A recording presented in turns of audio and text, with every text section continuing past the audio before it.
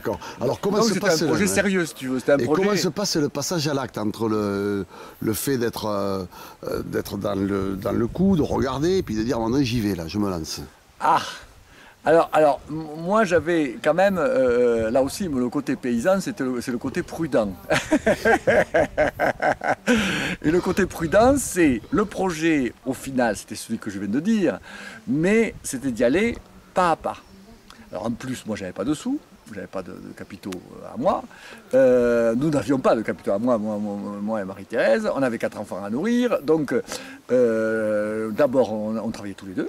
D'abord pour assurer les fins de mois. Hein. Donc moi je travaillais à Montpellier comme ingénieur, Marie-Thérèse elle travaillait comme orthophoniste, et c'est ça qui faisait les fins de mois. Et donc au début c'était la création du vignoble, parce qu'on a repris des terres abandonnées. Hein. Ça a été un travail de week-end.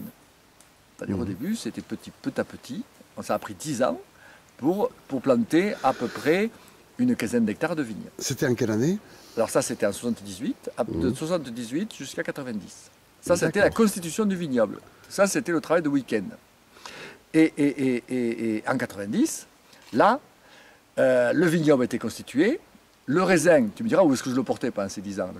On le portait en cave coopérative. Donc là, je dirais, pas de souci de vinification, de commercialisation. Par contre, un équilibre économique qui était nul, parce que je veux dire, afin que ça s'équilibrait tout juste, et plus des emprunts au Crédit Agricole qui finançaient le reste. Voilà. Et en 90,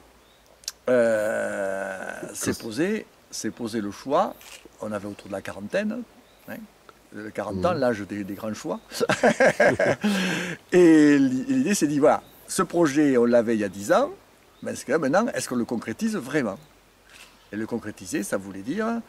ne pas le concrétiser, ça voulait dire ces vignes, continuer à les cultiver, rester en cave coopérative, voire les donner en location, en disant j'ai fait un travail technique, maintenant je m'arrête là. Je me suis amusé à construire un vignoble, amusé entre guillemets, mais voilà, c'est fini, j'ai fait un travail d'agronome, je m'arrête là.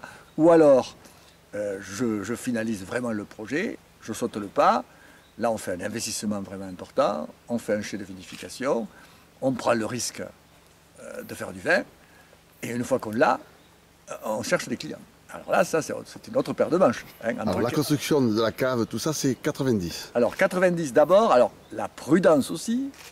J'avais un collègue, nous avons un collègue et ami qui s'appelle Jean-Benoît Cavalier, que tout le monde connaît, qui est Château-Lascaux, qui lui aussi avait fait à peu près la même démarche que nous, sauf lui, il avait fait sur un vignoble familial, enfin qui était aussi en mauvais état.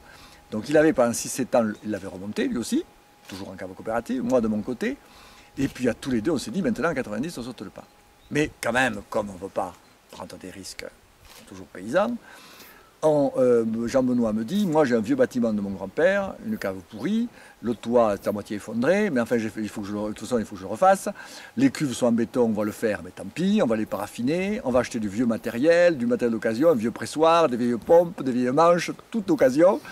Et on va s'essayer à faire du vin, voir si on le fait bon d'abord, et ensuite si on est capable de le vendre.